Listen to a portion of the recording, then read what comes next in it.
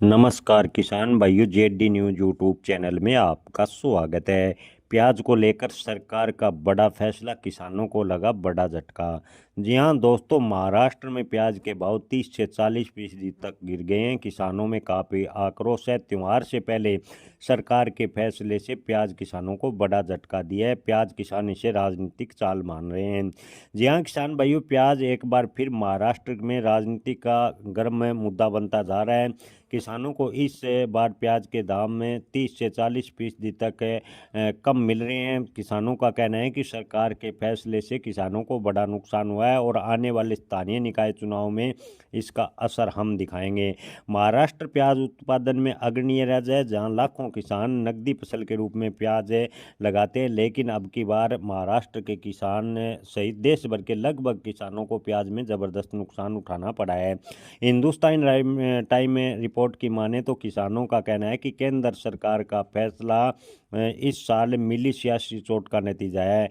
लेकिन इस बार सरकार कुछ ज़्यादा ही आगे निकल गई। 2024 लोकसभा चुनाव से पहले केंद्र सरकार ने प्याज निर्यात पर रोक लगाई थी, जिससे भाव गिर गए थे। लेकिन अब की बार त्योहारों से पहले सरकार ने अपना स्टॉक बाजार में उतार दिया।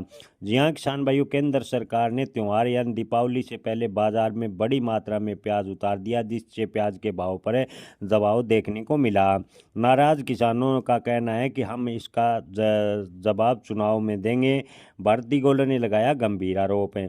जी हाँ दोस्तों, अब स्थिति उल्ट हो गई है। प्याज के दाम 700 से 1100 रुपये प्रति क्विंटल तक गिर गए हैं। 2 महीने पहले प्याज के भाव 1000 से 1600 रुपये प्रति क्विंटल तक थे। नासिक स्थित महाराष्ट्र प्याज उत्पादक किसान संघ के अध्यक्ष भारत दिगोले का कहना है कि केंद्र सरकार ने महानगरों में उपभोक्ताओं को ध्यान में रखते हुए प्याज के भंडार बाजार में छोड़ दिए। उसके मुताबिक अब किसानों को केंद्र किसान विरोधी नीति का खामियाजा भुगतना पड़ेगा।